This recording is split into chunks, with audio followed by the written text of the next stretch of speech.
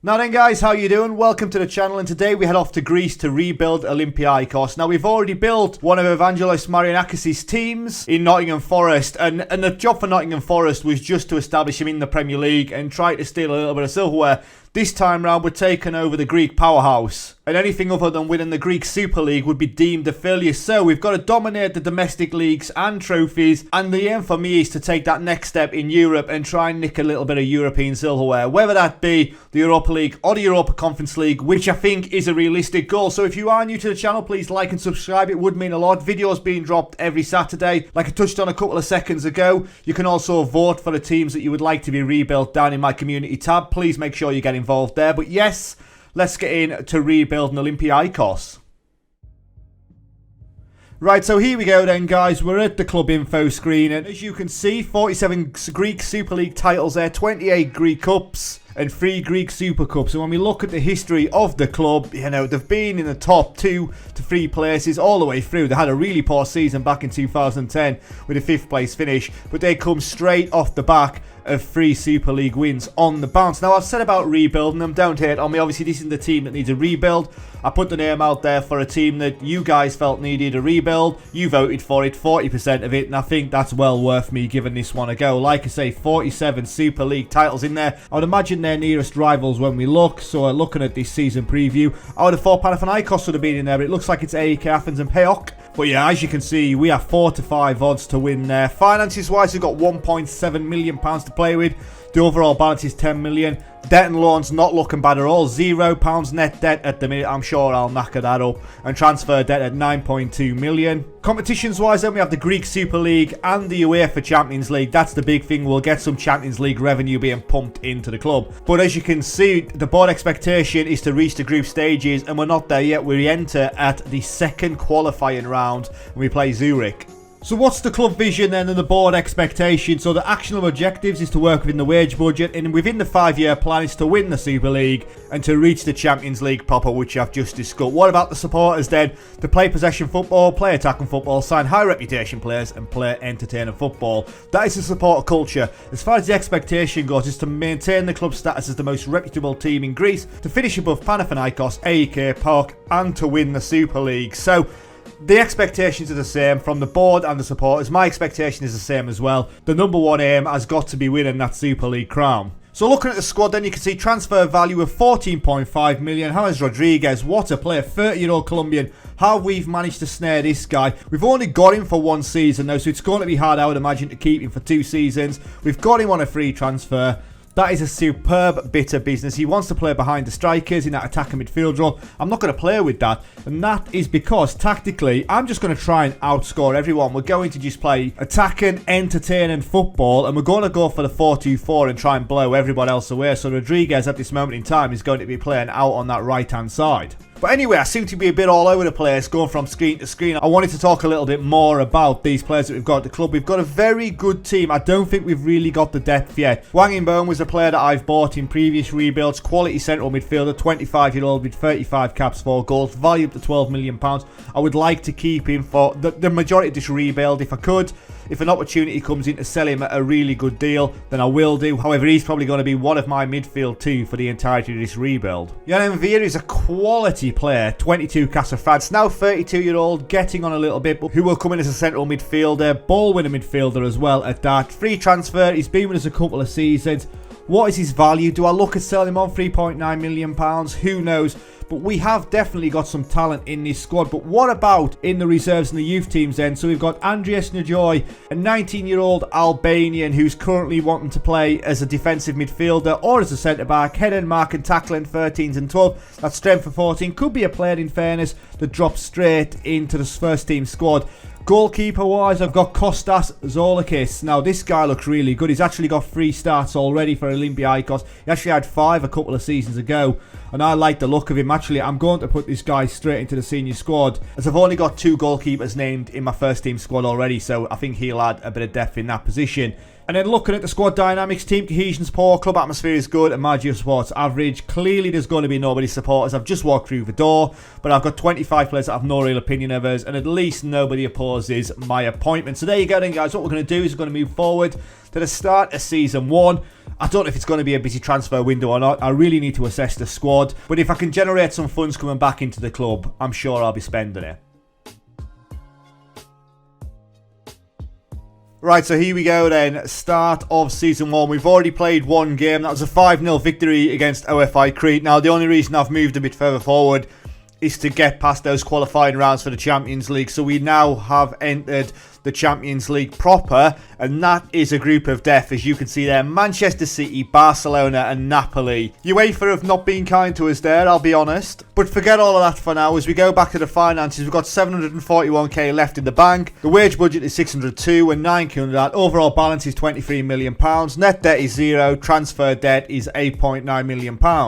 And I've had a couple of players leave the club. The first player is Jan Vier. Now, this guy I just spoken about before the break, saying he was a quality player, but at 32-year-old, an offer come in from RC Lens for £2.1 million, and I've let him go. You know, like I say, getting on now at 32, I'd rather have the cash.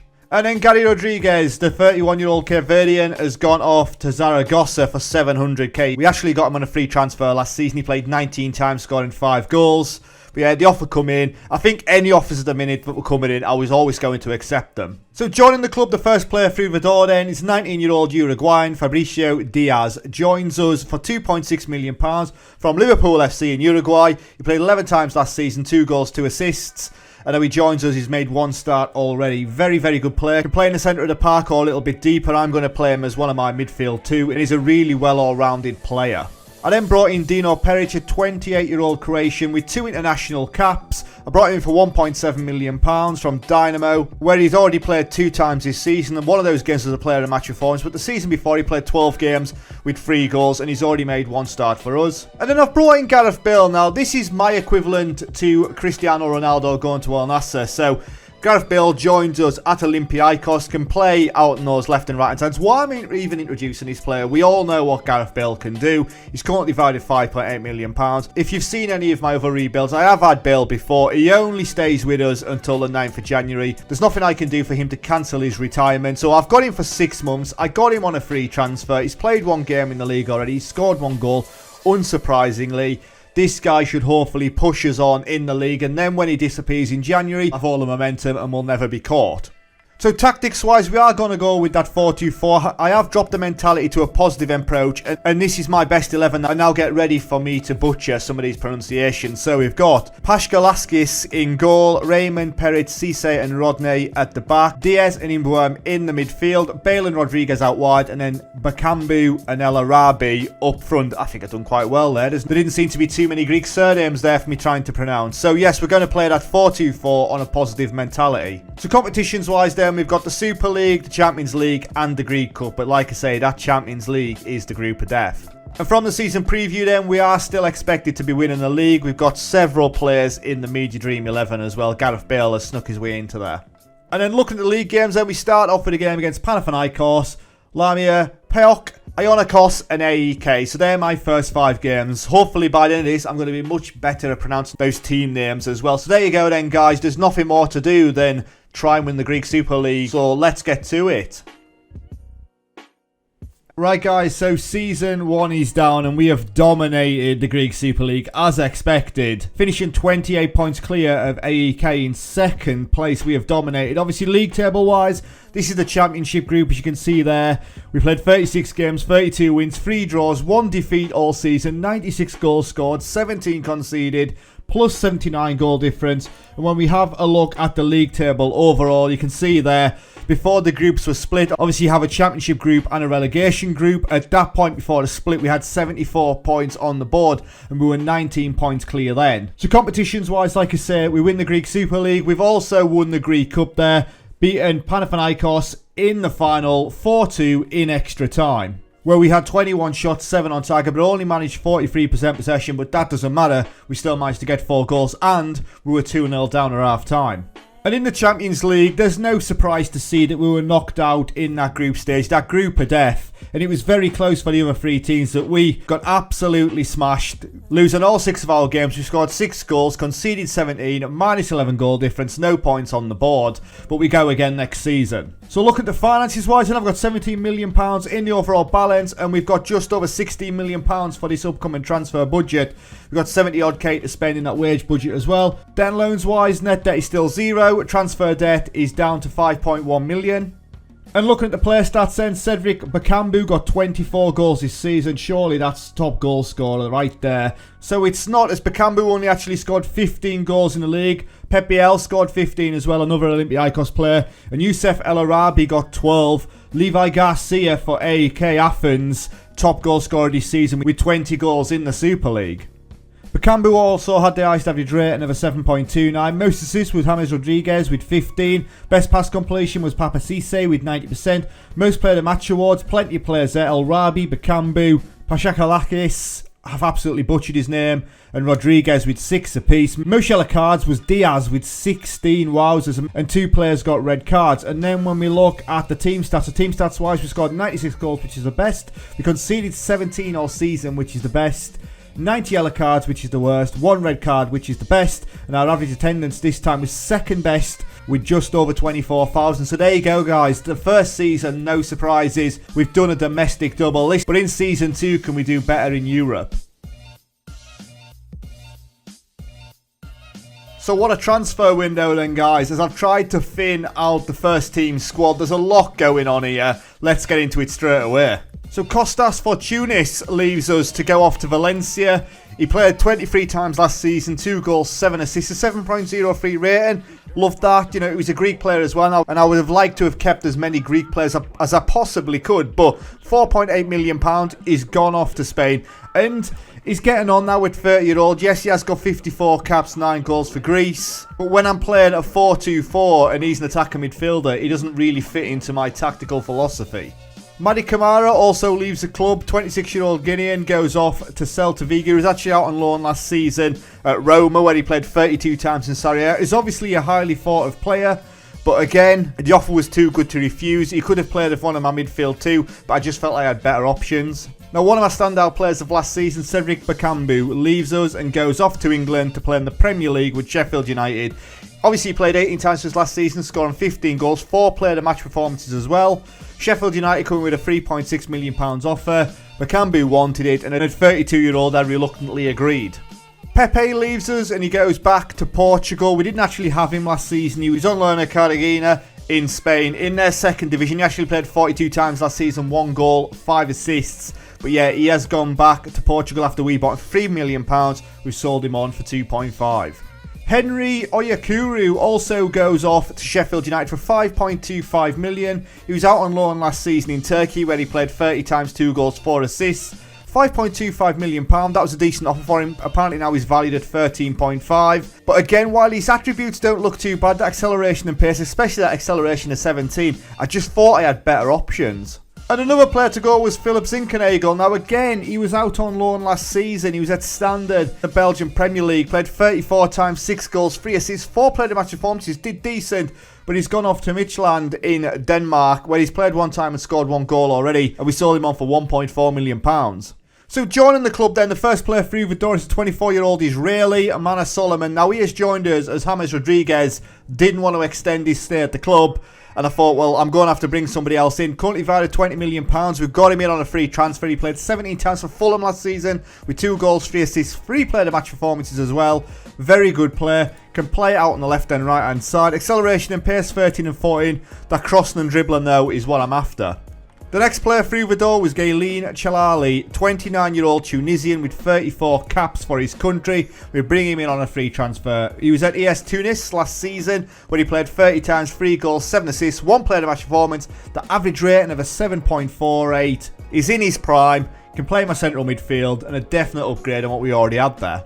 The next player through the door was a 21-year-old Gambian. He's got 15 caps for Gambia already. And he's a 6'2" central defender, James Gomez. Solid player here. 14 heading, 13 marking and tackling. That's strength of 16. Powerful centre-back is his media description. And we brought him in for £5.25 million from Horsens in Denmark, where he played 22 times in their Super League last season, getting a 7.3 rating.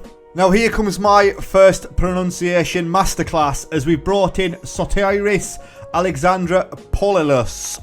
Absolute, look at that. Fluently pronounced name there. We brought him in from Sporting for £3.1 million. He actually joined Sporting from one of our rivals for £3.9 million. But we've let him go back out on loan. He's gone out to AC Ajaccio in the French second league where he's played 5 times, 1 goal already. But he's definitely one for the future. And I can see him developing nicely. That acceleration and pace of 16 as well. He likes to run with the ball through the centre. 21-year-old with 7 caps and 1 goal for Greece already. The 23-year-old Argentinian Luca Arellano joins us from Vasco in Brazil. They actually took him on for $5.25 million. He's had a couple of good seasons there. Last season playing 26 times, scoring 8 goals. And we've brought him in for $4.2 million. Another wide player. And with Mala Solomon out on one side, Arellano can play out on the other. Then up front, I've brought in Luis Suarez, not that one, but the 25-year-old Colombian, who I'm hoping is going to lead us to glory. Now, he can play out in the wide areas, but I want him playing as the main man up top, as one of my front two. And we brought him in for £3.8 million from Marseille. He played 31 times for Almeria last season in the La Liga. 31 times, 8 goals. I'm happy with what this guy brings to the squad. Mentally, physically, quality. Finishing 13 could be a bit better. That composure of 11 could let him down. However, he has played 2 games in the pre-season and scored 1 goal. Also getting 3 assists. Now, we went to battle with Manchester City to bring in Rodrigo Villagra. He's a 22-year-old Argentinian, highly thought of, with Manchester City, Liverpool and Benfica all going in. And somehow he's joined us. We brought him in for £5.5 million. He was at Talleres in the Argentinian Premier League last season where he played 19 times, 1 goal, 4 assists. And I've brought him in because everyone else was fighting for him. And I just thought, let's give it a go. And he's currently valued at £12.5 million. I don't know how much he'll feature this season. But with Champions League games this season, I am going to have some good squad rotation. And finally, I wanted to strengthen in the goalkeeping department, and I brought in Svetoslav Vostov, the 21-year-old Bulgarian, fully capped as well, so could well be Bulgaria's number 1. And I brought him in for a free transfer after he left Slavia Sofia in the Bulgarian Premier League. He played 27 times last season, 27 conceded, 10 clean sheets. Very happy to bring him in, and he comes straight in as my number 1. So looking at all the transfers then, we managed to sell players for a total of £33 million, and I only spent £23.5 million strengthening the squad. So that leaves me with £8.6 million in the transfer budget. We still got 200k to play with in the wage budget. That's not going to happen. Overall balance is £43 million. Debt and loans, net debt is still 0, and transfer debt is £9.2 million. Competitions-wise, we have the Greek Super League, the Champions League and the Greek Cup. We've got to be favourites to win the league again. We're certainly stronger than we were last season. And the Media Dream 11 is stacked with our players. Only 2 players not making it in there. And while we're talking about our team being stacked, this is my best 11 as we go with a 4-2-4 with Vostov in goal, Ledner, Gomez, Peric and Andrew Rostos, with Diaz, Shalali in the midfield, Solomon and Orellano out wide with El Rabi and Suarez up front. We are still going to play that positive mentality, tiki-taka style, but this squad is certainly built to steamroll the Greek Super League. And then finally, looking at our schedule, we start off with games against Apollon, Asteras Trinopolis, Pantheraikos, Panathinaikos and AEK. As my first 5 games, all winnable games there, as every game in the Super League should be for us. So there we go then, guys. We're going to move forward to the end of Season 2, where hopefully it was money well spent in this summer's transfer market.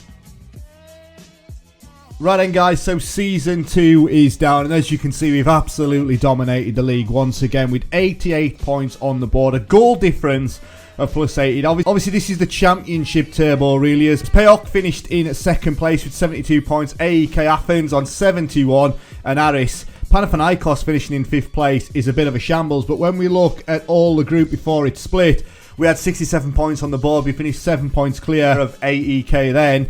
Yeah, we've absolutely dominated. There's no surprise there that we were going to dominate the league. And when we look at these past positions, I'd imagine we were sat in top place all the way through. That's from the league and the championship table as well. Exactly the same, sat in top place. So competitions-wise then, obviously we won the league. We actually finished 3rd place in the Champions League. We drew on points with Celtic. We were in a group with Real Madrid, Roma and Celtic. Obviously Real Madrid dominating there. We drew 1-1-1, 4 points on the board, but the -8 goal difference got us out of trouble there. We were then knocked out in the quarter-final of the Europa League by Ajax, 3-1 on aggregate, and we'd obviously must have drawn that first game as we were smashed 3-1 at home. And we were well and truly done as well, as they had 24 shots, 13 on target. We managed 6-2. Ajax obviously far superior to ourselves. And in the Greek Cup, we win it against PAOK 1-0. El-Arabi with a goal there. 15 shots, 6 on target. Let's have a look at the goal. So we get the domestic double as El-Arabi slotted through. And it's a decent finish. Goalkeeper goes down far too early. But it doesn't matter. We get that domestic double, like I say. And that's 2 seasons on the bounce now. We've achieved that. So looking at the finances, and we've got an absolute war chest, £41 million to play with next season. The overall balance is looking very good at just under £61 million. That wage budget of 808k per week, and we're only spending 556. Debt and loans wise, still zero. I would expect that, and that transfer debt down to 4.5 million. What I will say, obviously, because it's in red, that's actually money owed to us, not money that we owe out. And then looking at the player stats then, so Luis Suarez got 35 goals this season, top goal scorer, 22 in the league, 6 in the cup, 7 in Europe, which is really good, 35 goals out of 45 starts. And that puts him at the top of the league goal scoring charts there with 22, Kevin Rosero with 17, both Colombians as well, but it's fair to say that Suarez was clear.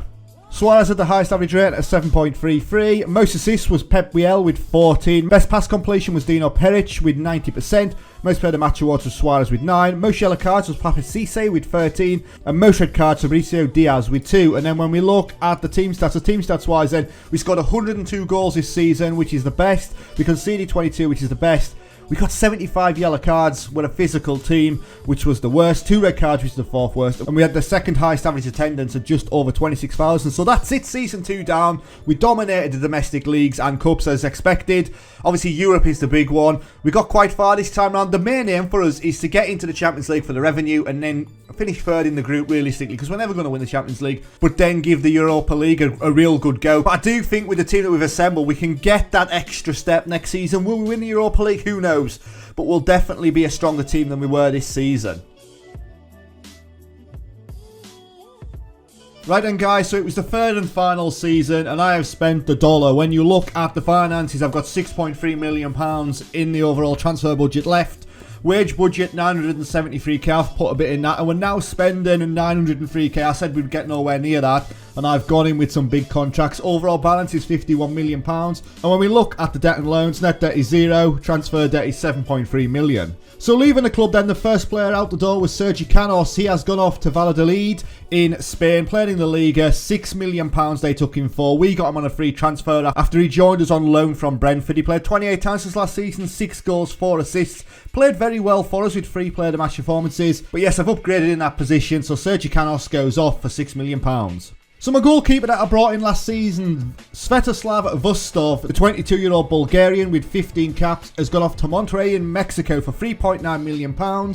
We've got add-ons with that, it goes up to £5.5 million. Now, we had a solid season for us last season after we got him on a free transfer. 33 appearances, 20 conceded, 20 clean sheets. No player of the match performances, but a 7.13 rating. He's played 4 and conceded 4 already. But yeah, I could have kept him for seasons to come. But again, it's another position that I've improved in this summer's transfer window. And then the last player out the door was Galen Chalali. So we brought him in again last season. We brought him in on a free transfer from AS Tunis in Tunisia. He played 24 times this last season, getting 5 assists, a 7.04 rate, and another high performer. And he's gone off to Cadiz for £5 million. So we got him for free. We made a £5 million profit. He's played 3 times already in La Liga, getting a 7.4 rating. So joining us in the first player through the door was Ludovic Blas, who joins us from FC Nantes on a free transfer. He played 34 times in La Liga last season. They actually took him for £7 million, and we've got him on a free. Solid midfield player, that's where he's going to be in the centre of the park. Currently valued £14 million, and another solid squad depth option. I also brought in Ashley Maitland-Niles as a cover option. Can play out on those defensive left and right hand sides, and I got him in on a free transfer from Arsenal as well, where he played 3 times in the Premier League last season. 27-year-old, 5 caps for England. We've got an England international we've now missed. Very unlikely that he'll get any more caps, but acceleration and pace 13 and 14. That crossing and dribbling 11 and 14. When we're playing such an attacking style, defensively, his attributes don't really matter. I then went out and upgraded in our goalkeeping department, and I brought in Nicholas Hedl, 23-year-old Austrian with 22 caps already. I brought him in for 11.25 million. He only played 12 times for Rapid Vienna last season, wasn't the number 1, conceding 13 times, 4 clean sheets, but a very good upgrade in the goalkeeping department. We then went back to England and brought in Amad Diallo. What a player this guy is. Winger. I wanted to upgrade on that right-hand side as I've got Manor Solomon out on the left. Acceleration and pace, 16 and 15. That crossing and dribbling. First touch, 16. Technique, 16. Flair, 16. Determination, 16 as well. Brought him in for 14.5 million. That's a big chunk of money for a player that only played 2 times for Manchester United last season. And then sticking with Man United players, I brought in Scott McTominay. This is a bit of a curveball. Brought him in to shore up my midfield. I do need a defensively solid player in my 2 because obviously 4-2-4, very attacking style. So I wanted someone that could win that ball, hold it up, and just make us more solid. Now he's 27-year-old, 46 cap for Scotland. Brought him in for 11.5 million. He didn't actually play a game for Manchester United last season, so he had fallen out of favour. And I think 11.5 million is a solid deal. So looking at her overall then, I managed to sell players for a total of 16.5 million, but I spent 37.5 million improving the squad. And this is likely to be my best 11 this season, with Heddle in goal, Maitland-Niles, Cisse Gomez and Rodney out wide, with McTominay and Diaz in the middle, Solomon and Diallo, with Suarez and Pep Biel. Now, I did have an opportunity to strengthen up top, and I decided to go with Pep Biel and Suarez. Pep Biel hasn't really got the plaudits that he deserves over the last couple of seasons. He got 15 goals in my first season, 10 in the second. He's a solid player and backs up Suarez nicely.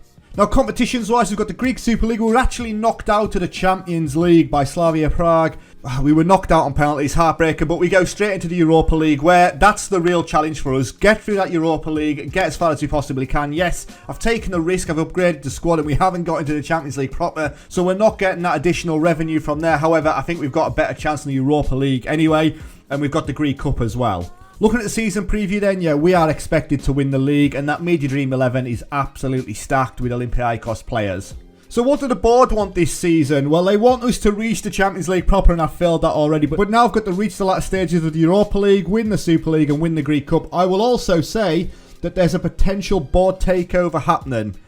I don't know if that'll go through before the end of this rebuild, but there's an opportunity there to maybe see some additional funds come into the club, or to get a real stingy chairman who isn't going to invest in the club. And then finally, looking at the schedule, we start with games against AEK, Volos, Tripolis, OFI and Ionikos. We've obviously got some big games in there as well, as I can see Napoli in that Europa League phase. So yes, what we're going to do is we are going to move forward to the end of the final season, where I would expect to win a domestic double again. But can we potentially upset the odds and win the Europa League? Right then guys, so season 3 is done and we have absolutely dominated the league, finishing 33 points clear of PAOK in second place, 100 points on the board. Like I say, it was never in doubt. We were always going to win the league, I think, and I would imagine we've won the cup. I've not checked any of that stuff yet. As you can see there, we're actually invincible all season, winning 32 of our 36 games, drawing 4, losing none, 109 goals scored, only 18 conceded, plus 91 goal difference. And looking at those past positions, we weren't actually in the top place all season, but it was from match day 4 where we won 4-0 against OFI Crete. Yeah, and we've never looked back, which is no surprise. But competitions-wise, then we've actually won the Europa League with a 1-0 extra time victory over Athletic Bilbao. Let's have a look at the goal. So Ludovic Blas is the man that leads us to our first bit of European glory, as there he is. The ball over the top is exquisite, and what a finish at close range. As Bilbao have got to be heartbroken. It was a fairly even game. We had 17 shots and 5 on target. He had 19 and 3. Nicholas Heidel in goal had a 7.8 rating. Rodney with a player of the match performance, an 8.2 for him. But yes, we win some European silverware. That was always the aim, especially going into season 3. I thought, you know, we are going to dominate those domestic competitions, and we have only gone and bloody won the Europa League. And to make matters worse, looking at it there, the final was actually in Bilbao as well, so they've lost on home soil. And we also win the Greek Cup final with a 1-0 victory over Panathinaikos. Luca Orellano with a goal on 15 minutes there in a game that we dominated. And they had a man sent off, Marco Marino, for his second yellow card on 84. So the overall balance is at £38 million. The transfer budget for this coming season, should you want to carry on this save, is currently £28 million. The wage budget, 987, and we're currently spending 852. Debt and loans wise, net debt is 0. Transfer debt is now down to £5.6 million owed. Looking at the club vision, the board are absolutely delighted. Vangelis Marinakis is still a chairperson, so no takeover has happened there. We only managed to get a B, even for winning European silverware. Everybody is absolutely buzzing. Spend the original transfer budget. They want us to spend all of the money. That's the big thing for you guys as well. Get that money spent improving this squad. So looking at the player stats then, I spoke about Bechellii, said he was a little bit of an unsung hero, and he has finished with 34 goals this season, 21 in the league, 4 in the cup, 9 in continental competitions, 34 overall. That has got to be his best season, obviously 21 goals this season in 27 games. But he isn't actually the top goal scorer in the league, as Luis Suarez gets 22, Bechellii with 21, and Ruben Mesa of Atramitos gets 20 goals. But yes, our two strikers, the top 2 in the league this season. So the highest average rating went to Luis Suarez with a 7.41. Most assists was Orellano with 21. Best pass completion was Pepet Cisse with 91%. Most player of match awards was Luis Suarez with 10. Most yellow cards was Diaz and Scott McTominay with 12 apiece. And Ashley Maitland-Niles got 2 red cards this season.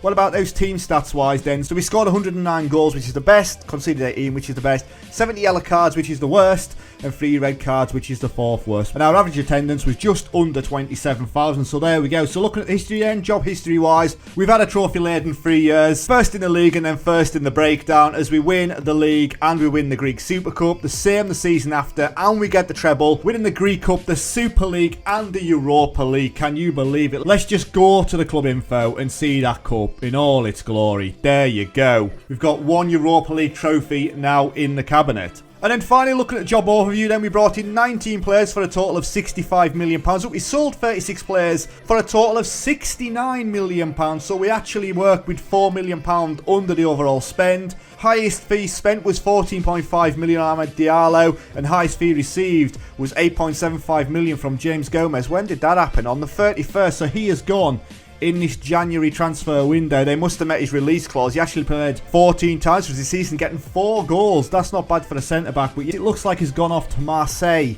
for £8.75 million. Not happy about that, but that'll have been a minimum release clause, and the board have just got involved. So there you go then, guys. What a rebuild this one has been, and it was voted for by you. Like I said, make sure you have a look on that community tab and vote for the most up-to-date teams on that rebuild selection. So yes, if you're new to the channel, like I say, and you've watched it all this way, please like and subscribe. It would mean a lot. And like I've previously said, this save will be available down in the description. So yeah, give that one a go as well. So yes, thank you very much for watching. Stay safe, and I'll catch you later. Ta-ra.